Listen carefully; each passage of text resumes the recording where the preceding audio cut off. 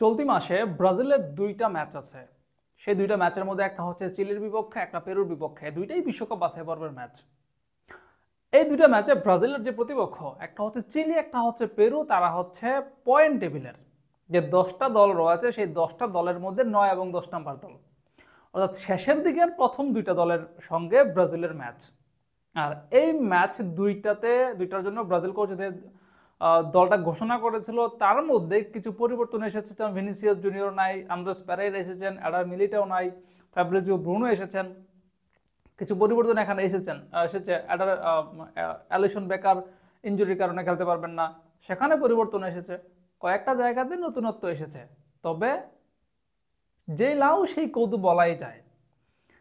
ঘুরে ফিরে সেই একই একই রকম স্কোয়াড, অত ভালো বা হামারি কিছু হয় নাই।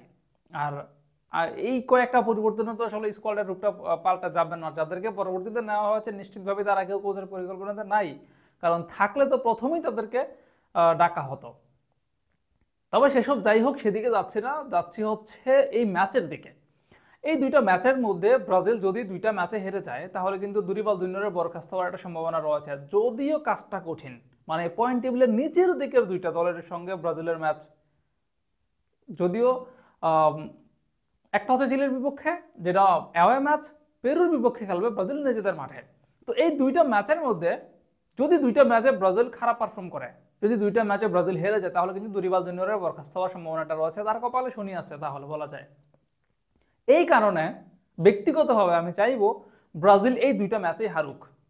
যদি এরকম হয় যে চিলি ব্রাজিলকে এক হালি দিল, পেরু ব্রাজিলকে এক হালি দিল, বিশ্বাস করেন আমি কিছুই মনে করবো না। খুশি হমো যদি পেরু গোল করে, চিলি গোল করে, সেগুলো উদযাপন করার মতো।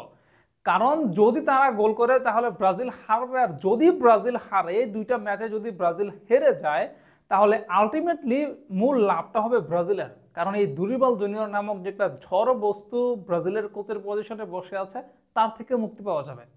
তো সেই হিসাবে আমার মনে হয় ব্রাজিলের দুইটা ম্যাচে হারাই ভালো।